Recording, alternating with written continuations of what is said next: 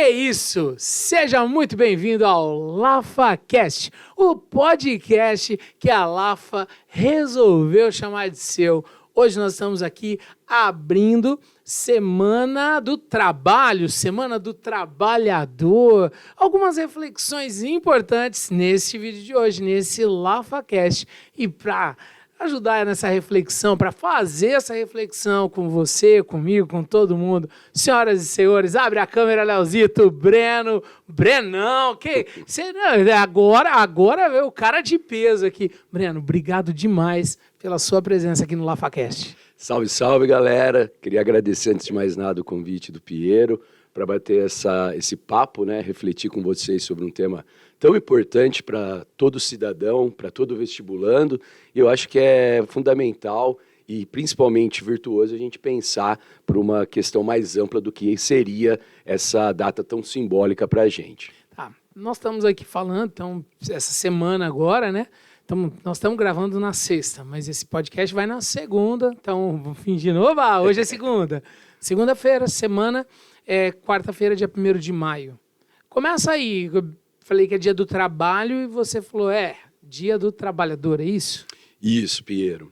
Eu acho que uma coisa que é sempre importante a gente pensar sobre essas datas simbólicas, né, que a gente chama de efemérides, é dar uma historicizada. Por que a gente hoje entende, e na origem também, era Dia do Trabalhador e, de certa maneira, a gente pode falar que foi sequestrado esse termo como Dia do Trabalho. A gente tem que lembrar que no século XIX, é um século muito importante na modernidade, que é a construção do mundo moderno, do mundo industrial, né, da classe proletária, e era um mundo muito desigual. Então, nessas desigualdades, nós tínhamos uma movimentação social e política, que a gente chama de movimentos sociais, da classe operária que galgava o quê? Direitos, dignidade, num mundo que ainda isso não era presente. Então, você vai observar que vários movimentos sociais, a partir do final do século XIX, vão reivindicar diversas pautas. Dentre elas, a jornada de 8 horas. Porque, como a gente aprende nas aulas de história, né, no início, no limiar da Revolução Industrial, as jornadas diárias eram de 12, 14 horas. E isso vai ser a principal pauta que, no final do século XIX, vai meio que uniformizar a luta operária, né? E aí, em Chicago, nos Estados Unidos, em 1884, que era um polo industrial lá no país estadunidense, você tem uma mobilização de sindicatos que exigiam justamente, na luta, na reivindicação com os patrões, essa redução de jornada para 8 horas. E eles tinham dado um prazo, que até maio de 1886, se isso não fosse realizado, eles iriam realizar uma grande greve, eles iam paralisar, né, a parte dos trabalhadores industriais. Entre 1º de maio e 4 de maio de 1886, nós vamos ter um conjunto de greves, manifestações e repressão violenta a essa classe trabalhadora na cidade de Chicago, com algumas mortes, prisões, com alguns indivíduos sendo deportados. Por quê? Principalmente nesse momento você tinha uma mobilização do movimento socialista, que era o que, de uma certa forma orgânica, né, liderava, comandava, organizava essa pauta dos operários. Isso vai redundar numa data simbólica a partir desse 1º de maio, né? A partir daí, nós vamos ter outras lutas, principalmente no movimento socialista e anarquista, já no início do século XX, reivindicando não só essa jornada, porque ela não é conquistada no primeiro momento, certo? E outras, né, como os salários dignos, a licença remunerada. E o primeiro país que vai configurar a data do 1º de maio, de fato, como o Dia do Trabalhador, é a França, em 1919. Depois vem a União Soviética, em 1920. O Brasil, em 1924, no governo do Arthur Bernardes, já vai ter também isso, né? E vinculava-se ao indivíduo, ao trabalhador. É o Dia do Trabalhador. Isso, no primeiro momento, aquele que realiza o trabalho. Por quê? Porque você tem uma dimensão de reconhecer a dignidade do indivíduo que trabalha e que luta pelos seus direitos. Então, isso vai ser o grande mote, o grande símbolo da data, né? E o que é interessante também pensar, Piero, é que até a modernidade, quem trabalhava, a categoria trabalho não era algo digno, não era algo de valor. O trabalho vem de uma palavra em latim que chama tripalium, objeto de tortura. Então, por muito tempo, desde a antiguidade clássica, oriental, até o período medieval, o trabalho, em especial o físico, ou era para pessoa escravizada, ou era para servo. É a modernidade que vai transformar esse olhar, né, sobre agora o trabalho que dignifica o homem. O trabalho e não era tido como um trabalho porque assim, nós estamos falando da classe mais operária, nesse momento. Não era trabalho o dono da fazenda, o cara do feudo, sei lá, estou falando besteira assim? Não. Ele até poderia exercer atividades produtivas, mas fundamentadas no quê? Na exploração do trabalho do outro. Ele explorava o trabalho do outro, Isso. certo. E é justamente aí que entra uma dimensão ideológica. Né? A burguesia, né, que é a grande classe que comanda a modernidade, ela vai ser a primeira a valorizar o trabalho, à medida que ela nega o ócio, ela se dedica aos negócios. O ócio era o tempo livre, que na antiguidade, no período medieval, os indivíduos deveriam gozar do ócio para se dedicar a atividades mais nobres, a arte, a filosofia, a política. A burguesia, que num primeiro momento não é uma classe dominante, ela passa a valorizar isso com o comércio, com o artesanato, com as atividades financeiras e, na emergência do mundo industrial, com as indústrias, com as fábricas, certo? Só que aí ela começa a construir o que a gente chama na sociologia de uma ideologia, uma falsa consciência para que aquele indivíduo, explorado no primeiro momento por ela, que é a dona dos meios de produção, se sinta o quê? Dignificado pelo seu trabalho. E isso, obviamente, o trabalho dignifica, sim, mas infelizmente nem todo tipo de trabalho é digno. Porque tem o trabalho insalubre, tem o trabalho precarizado, hoje a gente tem várias questões do trabalho análogo à escravidão, certo? Então, diante dessa historicidade, a modernidade ela sempre vai vincular, no primeiro momento, pelo movimento operário, o trabalho à classe proletária, ou aos camponeses, a quem de fato exerce essa atividade, que é fundamental. Né? Só que aí, no Brasil em especial, quando vem Vargas, que é um cara que vai dar muita importância ao trabalho, mas ele dá uma importância um tanto ambivalente. Ele vai criar, não ele, ou melhor, usei o termo errado, né? Ele vai aceitar as reivindicações que já vinham desde sempre dessa classe trabalhadora no Brasil. Por exemplo, a greve geral de 1917 é um grande momento disso, de mais de 200 mil trabalhadores paralisaram suas atividades só em São Paulo. Né? Lá em Chicago foram mais de 340 mil em 1886. E aí o que o Vargas vai fazer? Ele vai cooptar a ideia do trabalho e, consequentemente, o trabalhador para o lado do Estado. Então ele nega a ideia do trabalhador, do dia do trabalho, do dia do trabalhador e passa a configurar o dia do trabalho. E aí começa, ao invés de ser uma data que representa luta, reivindicação, reflexão, mobilização, politização, passa a ser um dia de festa. Vamos comemorar todo mundo que trabalha. Isso, e aí, justamente, trazendo os patrões para o lado também da data. E meio que escamoteando o personagem central, que é o trabalhador. Isso não vai acontecer só no Brasil, né? Mas a partir desse momento, do meados do século XX, nós vamos ter também uma nova recomposição dos movimentos sociais que vão lutar justamente por essa representatividade legítima do dia 1º de maio ser centrado na figura de quem? Do trabalhador, e não nessa categoria abstrata do trabalho que poderia ser manipulada para servir a quem explora o trabalho do outro. Né? Certo. E isso é interessante, Piero, porque se a gente pensar o mundo contemporâneo, que é muito mais complexo do que aquele mundo do final do século XIX, o trabalho e, consequentemente, quem o exerce ainda são personagens centrais do mundo produtivo. Isso eu creio que é legal a gente pensar quando ocorreu a pandemia.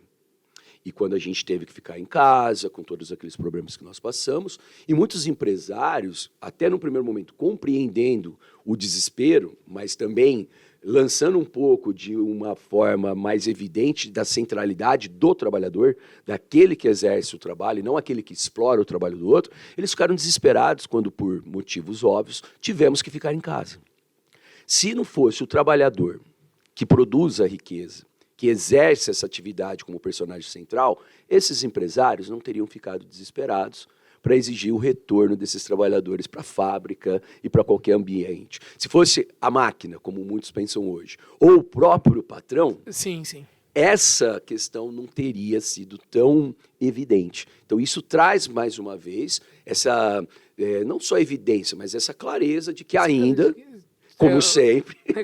O trabalhador está aqui. É o trabalhador, o personagem central. O personagem central desse processo todo. Isso. Então, é muito importante a gente ter uma reflexão. Essas datas, se a gente pensar na 7 de setembro, 15 de novembro, Dia da Mulher, Dia Internacional da Mulher, o 8 de março, são datas com uma efemérides, com uma simbologia histórica, mas todas ligadas, no primeiro momento, a uma reflexão do que significa.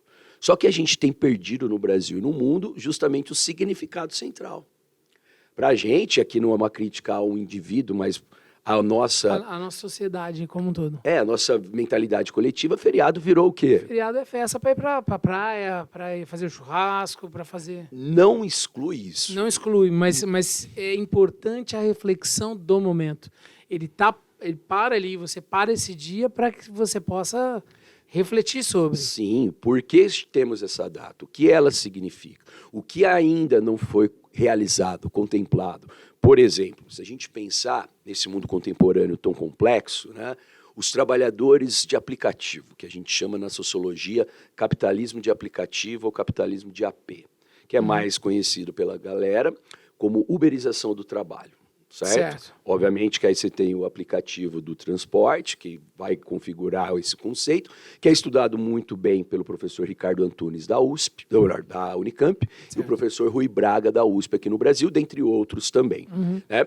Esses indivíduos são trabalhadores, mas é vendida uma ideia ideológica por meio de uma agenda neoliberal que eles não são mais trabalhadores, que eles são o quê? Empreendedores de si mesmo. E isso é muito sedutor, porque o indivíduo, à medida que ele tem uma carteira assinada de trabalho e tem um filho doente ou precisa faltar do trabalho, ele vai ter que, entre aspas, se humilhar pedindo para o chefe, para o patrão, essa dispensa necessária. Certo. Quando ele está no aplicativo, quando ele é dono do... ele se sente livre. Ele não tem isso, eu vou trabalhar 10 horas, ou se eu vou trabalhar 8 ou 2 horas amanhã, sou eu que decido. Sou eu que decido. Mas esse é digamos, o canto da sereia, né, que vai atraí-lo para algo muito mais deletério. Porque ele se torna precarizado, é o conceito de precariado. Porque o indivíduo é um trabalhador, ele não detém o que a gente chama na sociologia dos meios de produção, porque a maior parte da riqueza gerada por esse tipo de atividade laboral não fica com ele. Se a gente pegar o Uber, no início era de 20%, hoje chega a mais de 40%, o valor da corrida para o aplicativo, certo? Ele não tem nenhum direito trabalhista, ele não tem direito a férias. Se acontecer de quebrar seu carro, se ele ficar doente, ele não tem nada que vai lhe cobrir. Do mesmo jeito que ele não vai trabalhar, ele não ganha. Perfeito.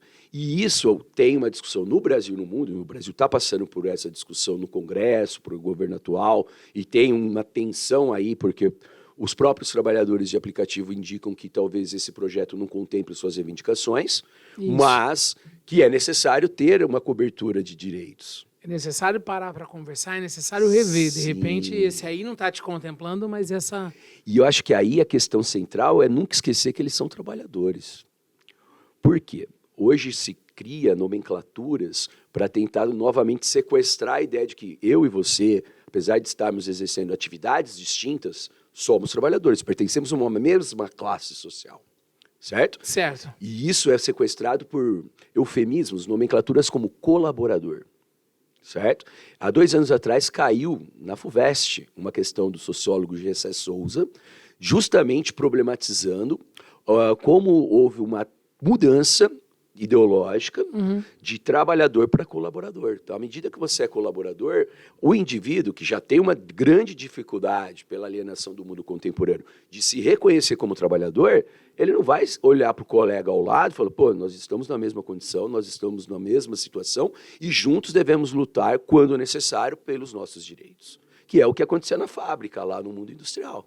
O cara se reconhecia como um membro de uma classe, porque todos os dias... Está todo mundo junto aqui. Agora o mundo contemporâneo é mais fragmentado, o trabalho é mais complexo, tem a tecnologia, só que não deixa de sermos o quê? Trabalhadores. Então, usar esse termo colaborador é muito perigoso, para não dizer capcioso, para a própria classe trabalhadora, no sentido de forjar sua consciência de classe. Além disso, né, a FUVEST cobrou 2 anos atrás isso e o Enem cobrou ano passado a data 1º de maio, dentro de uma construção histórica ligada aos movimentos sociais que politicamente se mobilizavam para que a gente tivesse ampliação de direitos. Então, isso é o que a gente sempre ensina na sala de aula, por termos aprendido assim. Nenhum direito nos foi dado ao longo da história. Todo direito é o quê? Conquistado. Conquistado por lutas, por mobilizações, porque a democracia, consequentemente, os direitos, são de quem se mobiliza, de quem luta, de quem se organiza para reivindicar isso. Né? Eu acho que é um outro ponto importante também, Piero, como a gente está falando do trabalhador, do trabalho, não é demonizar o patrão, não é isso, mas entender que há diferenças entre aquele que só tem a força de trabalho, por mais qualificada que seja, certo? Ele, por mais qualificado que seja, ele continua sendo um trabalhador, ele continua entregando algo.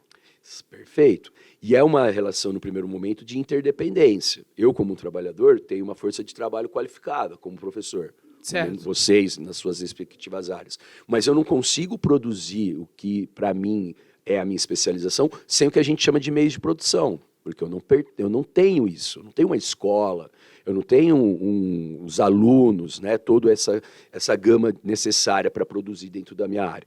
E o nosso patrão, ou os donos desses meios de produção, precisam da força de trabalho, como eu falei na pandemia, que é indispensável para que eles atinjam o seu objetivo. Nessa relação de interdependência, é necessário ter clareza dos papéis exercidos, certo? E, obviamente, em algumas situações teremos tensões, teremos contradições. Contradições, teremos alguns... Mas é bem aquela... Eu faço a minha parte, meu direito, meu dever, né? Sim, acho que tudo bate aqui, né? Sim. Inclusive como trabalho. Fundamental. E quando isso é claro, aquilo que a gente sempre coloca, né? Não só na relação trabalhista, na relação humana, tudo que é transparente, tudo que fica às claras, tudo que tem, digamos, um consenso, né? Não é ruim para as partes envolvidas. Mas sabemos que muitas vezes, também do lado dos trabalhadores que não exercem suas funções dentro das suas responsabilidades, sim. Mas também nós temos, né, uma legislação trabalhista que não é cumprida. E que muito trabalhador pensa que ela é um problema. E eu vou te dar um exemplo disso. Teve, infelizmente, um episódio, algumas semanas atrás, que lá em São Paulo teve um acidente automobilístico, onde um jovem com o seu Porsche... Sim. Né, bateu num carro de um trabalhador de aplicativo. Eu não vou entrar nos méritos, só quero pensar o seguinte: esse trabalhador de aplicativo que veio a falecer nesse episódio, sua família, ele não vai ter nenhuma cobertura de direito. Ele estava trabalhando. Sua família não vai ter nada que vai lhe garantir uma mínima dignidade pelo acidente que ali ocorreu. Então, é isso que é importante. E aconteceu durante o trabalho. Diferente de mim, diferente de você, de todos nós que temos carteira assinada. Num eventual acidente de trabalho, ou numa doença, ou algo que eventualmente possa ocorrer com a gente, teremos as nossas coberturas mínimas de dignidade e direitos, certo? Esse trabalhador não tem. Então, isso, muitas vezes, é a precarização. Mas ele não tem porque não tem no sistema? Ou ele não tem porque, de repente, ele é iludido por aquele outro lado de você, o meu empreendedor e... As duas coisas. As duas coisas caminham juntas, né? Primeiro, porque à medida que tem que regulamentar, você vai ter que ser taxado. Tanto a empresa como também ele. Porque eu e você, quem tem carteira assinada, você não vai ter uma cobertura de direito se você não também contribuir. Certo? Aí, beleza, você tem essa necessidade. A gente pode discutir como isso será feito. Certo. Qual é o valor disso? Que aí cai naquele negócio de tudo que for transparente, tudo que for... é isso aqui, você é taxado aqui, você participa aqui e você recebe esse daqui. Isso. E o que é interessante, as pesquisas sociológicas sobre não só os motoristas de aplicativo, mas os entregadores e todo esse tipo de trabalho, né? Elas identificam que muitas vezes, por exemplo, em grandes cidades como São Paulo, o trabalhador do Uber ou de aplicativos análogos não é proprietário nem do carro. É muito comum a gente ele ver aluga isso, o carro. Ele aluga, inclusive, o carro. E aí ele talvez não tenha uma clareza dos insumos necessários para manter aquilo, que é a depreciação do carro, que é o combustível, certo? Que é esse aluguel. Então, eu estou tendo um valor bruto maior do que se eu tivesse a minha CLT. mas muitas vezes não contabiliza, além dos problemas da inexistência da cobertura trabalhista. A cobertura trabalhista, todo o processo que envolve, né? Hoje, como que a sociologia tem enxergado essa situação do trabalho? Porque eu tenho visto que cada vez mais, a gente está falando de Uber, e a uberização acho que é o nome que se deu aqui, né? Sim, é o conceito. É o conceito. Mas a gente tem visto cada vez mais as pessoas optarem por esse formato de trabalho, né? Sim. Assim, a gente trabalha muito desde a moça, por exemplo, que trabalha em casa. De repente, ela era registrada, ela trabalhava, de repente ela pediu para sair, porque ela ganha mais fazendo cada dia numa casa e recebendo dela ali. Sim. Novamente, a gente não pode ir nem ao céu nem ao inferno. Certo. Não é a panaceia, porque como a gente está colocando aqui, tem muitos problemas, tem muitas contradições, tem muita precariedade, certo? Para alguns setores, talvez isso possa ser uma alternativa, tá? Mas geralmente esses setores são de trabalhos muito mais qualificados, e a gente está num país como o Brasil, que infelizmente a maior parte da população, e mesmo quem tem qualificação também está sujeito a esse tipo de precariedade. A gente tem muitos indivíduos com grande especialização, mestres, doutores, que, por exemplo, trabalham, e aí não é retirar dignidade, muito pelo contrário, o trabalho é digno, seja qual for para o indivíduo, coloca, como a gente diz, o pão na mesa, mas sociólogo é chato, né? A gente olha para o lado também que tem os problemas, e que talvez não são enxergados, né? Então, vamos dar um exemplo. Recentemente, o governo do estado de São Paulo lançou um programa para que, no currículo do estado, as apostilas não sejam mais feitas pelos professores que são chamados curriculistas. Professores que fazem o material.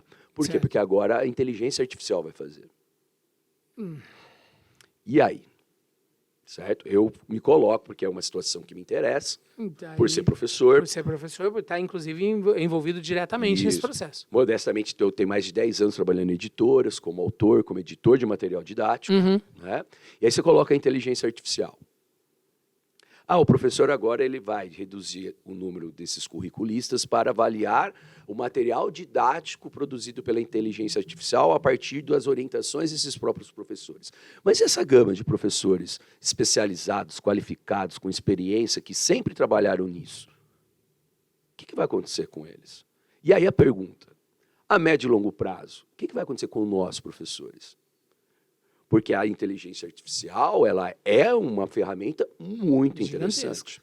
Mas o que a gente tem percebido também, os problemas que vêm daí. A gente tem um filme clássico, né, do cinema, 2001, Uma Odisseia no Espaço, do Stanley Kubrick, que vai colocar alguns pontos lá no final da década de 60 para a gente pensar até que ponto essa inteligência artificial. Na verdade, ela tem uma capacidade, até questionável, né? O próprio Miguel Nicoleles, o grande neurocientista brasileiro, que trabalha muito com essa parte, não necessariamente da inteligência artificial, mas de outros parâmetros, né? Até usar o termo inteligência é um tanto questionável.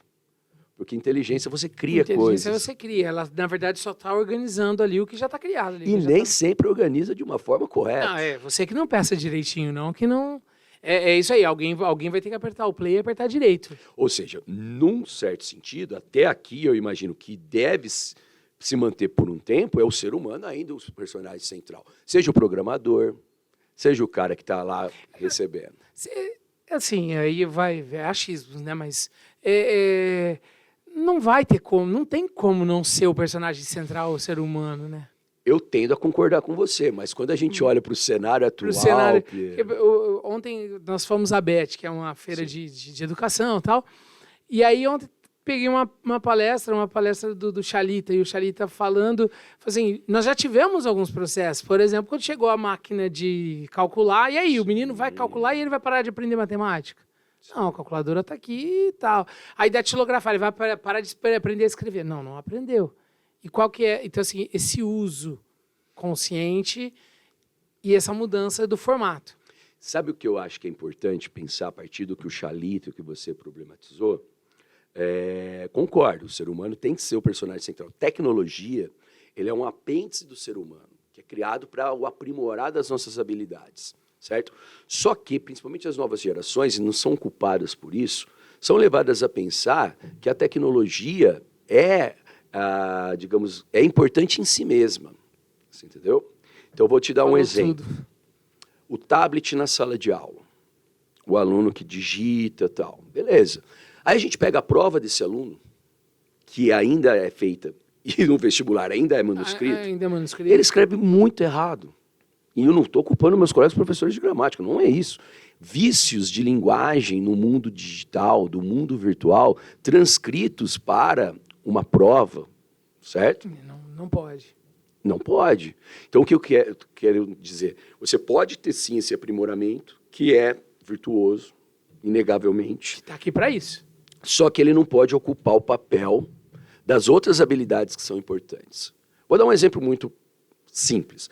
Antes da gente vir para cá, a gente estava conversando, e você estava com um problema ali de senha, não é? Uhum. A gente lembra agora as senhas dos aplicativos? Nem um pouco. Os números de celular? Nenhum. Ah, mas são informações que eu não preciso. Será? Acabar a bateria, você precisa ligar para alguém. Será? Novamente, nem céu, nem o inferno. Tá? Então, a inteligência artificial e todo o recurso tecnológico são importantes como processo de aprendizagem, tudo. Mas a gente não pode esquecer para que a gente está usando isso. É sempre a pergunta. Para quê? Como? E o famoso, por quê? Se a gente não fizer essas perguntas, a gente cai nessa panaceia. E aí somos engolidos pelos próprios problemas. Temos várias pesquisas que demonstram que a inteligência artificial, alimentada com algumas informações, cria, por exemplo, leituras preconceituosas. Ah, mas não é a inteligência, é a sociedade. Sim, mas aí você dá muito poder de decisão a esses... Para ela, nesse formato, ela vai... Aí a gente volta àquelas distopias que eu falei, do 2001, Odisseia no Espaço, e tantas outras que a gente conhece. Matrix, o primeiro Matrix. Né? Sim. Então, eu acho que esse tipo de reflexão não está só no vestibular, que é muito importante, a gente tem visto, mas é para a vida. Mas é para a vida do nosso dia a dia. É para os nossos alunos vestibulandos, que vão ser profissionais daqui a pouco, eles vão ter que lidar com isso, certo? Sim. E muitas vezes a gente tende a não refletir sobre os processos que participamos.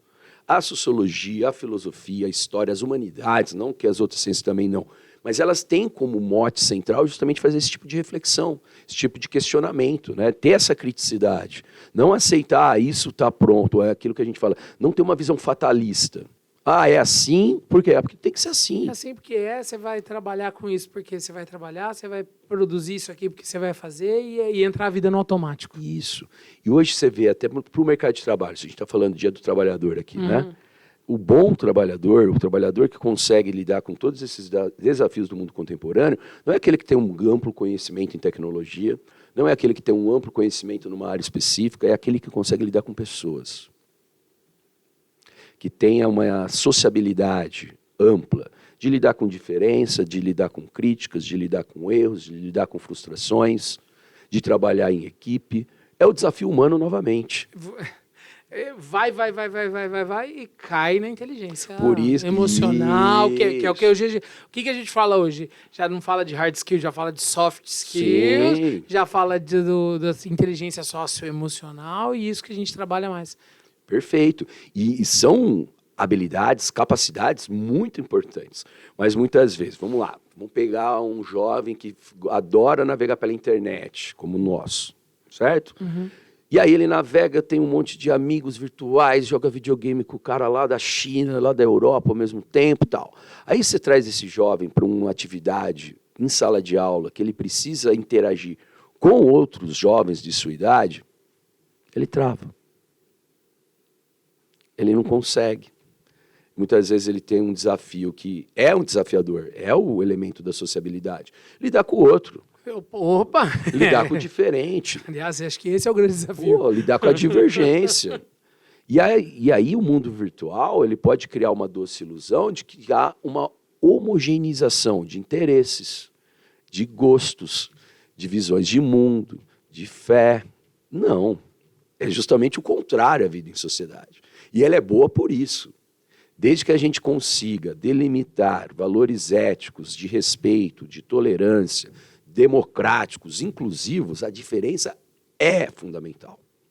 Mas muitas vezes essa tecnologia e essa virtualidade, elas acabam, de uma certa maneira, criando ilusões. Tem um filósofo francês, Jean Baudrillard, que ele vai falar do conceito de hiperrealidade, que é quando... O cara está escrevendo isso no começo dos anos 2000, né? Ele morre ali nesse começo, então ele está mais pensando na década de 90, quando estava no limiar de tudo isso que a gente está vivenciando hoje.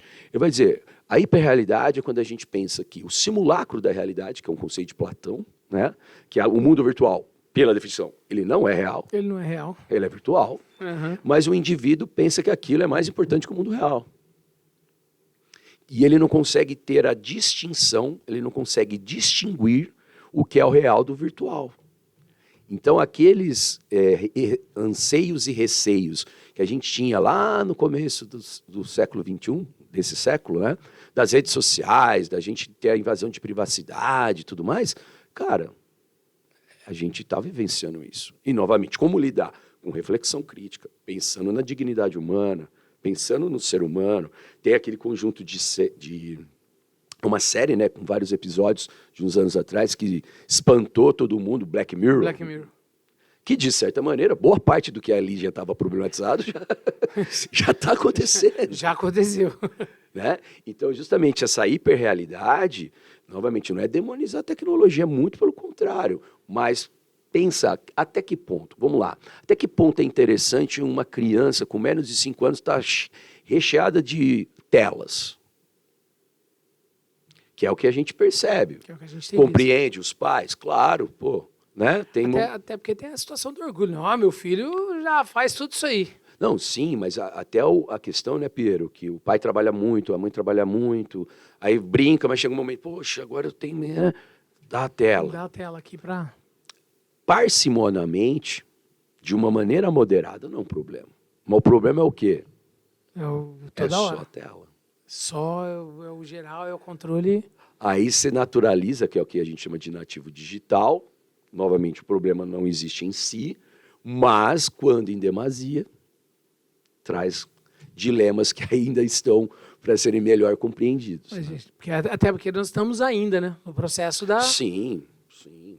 Nós não estamos olhando e falando, aconteceu isso, foi nesse formato. Nós estamos falando do que está nos debates de hoje. Né? Outra questão que eu acho que é interessante, é quando a gente passou pela pandemia, e a pandemia, nem preciso dizer que ela foi muito mais nociva em todos os âmbitos, mas ela meio que acelerou alguns processos, né, como a gente diz. Principalmente esse formato que a gente pode ter de fazer reuniões, de ter palestras de pessoas distantes fisicamente. Pô, isso é muito interessante. Mas houve uma certa saturação, justamente porque nós, professores, durante a pandemia, os alunos, e na época da pandemia eu estava terminando meu doutorado, então eu também estava com um aluno, né? Foi um desafio gigantesco, porque a gente tinha que dar aula para uma tela, os alunos tinham que assistir pela tela, e novamente voltava, poxa, falta a relação humana, falta o olhar, falta você falar uma coisa numa aula, explicar um conceito, e o aluno fizer assim, né? Eu falo, opa, não entendi. Você tem que ter esse feedback, que ali não existia. Não. Pelo contrário. A relação ela é primordial, né? Novamente, mas tem hoje segmentos que estabeleceram isso agora como um novo paradigma. Tá, beleza, concordo e acho que não é um problema. Agora, na educação, principalmente para criança e adolescente, a gente ainda tem um delay, a gente ainda tem esse rescaldo da pandemia, de nós também, certo? E aí, novamente, a tecnologia vai resolver tudo. Não, ela não vai resolver tudo. Ela está ali para nos ajudar. Ela está ali para auxiliar, ela está ali para fazer parte do processo. Sim. E muitas vezes essa configuração desse mundo contemporâneo, ela contribui para tudo isso que a gente falou desde o começo da conversa. Né? Por que não é o trabalho e é o trabalhador? Porque eu tenho que lembrar do indivíduo, do ser humano. Tudo sempre tem que voltar para o ser humano, para o indivíduo, para o que acontece, para como eu vou fazer essa produção. Quem provê, quem que vai, de uma certa maneira, produzir e, fundamentalmente, pensar. Porque a máquina, ela pode sofrer consequências, mas quem vai pensar o porquê dessas consequências é o ser humano. Então, Voltando, como eu falei, do início da nossa conversa, por que trabalhador? Por uma questão de historicidade, por uma questão que foi sequestrado, uma categoria que é humana para algo mais abstrato, tem a ideologia, tudo bem. Mas principalmente porque a gente tem que lembrar quem está presente como personagem central. É o ser humano. Seja no mundo contemporâneo, seja lá na historicidade, no limiar da modernidade, mas a gente tem que lembrar sempre disso. É o ser humano, é o indivíduo. A educação, ela existe por quê? Porque o ser humano ainda é uma matéria-prima que precisa se desenvolver. E ele só se desenvolve coletivamente, com produção de conhecimento coletivo, humanizado, reflexivo, certo? E ainda a máquina não faz isso. E agora eu posso, que eu nunca gosto de, como a gente diz na sociologia, projetar futuro, né? Se fosse assim, eu não seria professor. Mas eu creio que por um bom tempo isso ainda vai se manter com todos os poréns, ambivalências e contradições que a gente possa viver mais adiante. Putz, show de bola. Breno, obrigado demais. Leozito, que aula! Bater papo assim, poxa, é bom demais. Obrigado pelo carinho. Obrigado por ter vindo aqui, disponibilizado o seu tempo. E, claro, contar um pouquinho e a gente conversar um pouquinho. Depois a gente vai marcar para a gente conhecer o Breno um pouco mais, que topa. Fechado. A gente bater um papo de como é essa construção sua aí. Pode ser? Fechado, Pedro. Agradeço, foi um prazer. Estou à disposição sempre. Conversar com os amigos, refletindo questões, é, novamente, uma das melhores atividades humanas que existe. Pessoal, e claro aí, acompanha o LafaCast, esse cara é monstro, hein? Deixa aí escrito aí o que você achou, o que você gostou, e já deixa a pauta aí, o que você quer ouvir o Breno falar? O Breno e todos os professores aqui da Lafa, que tema que você gostaria que ficasse aqui no LafaCast? Bora lá? Então, ó, seja muito bem-vindo à nossa casa, aproveita aí, tem mais vídeo aí pra cima, pra baixo, e vamos que vamos. Valeu!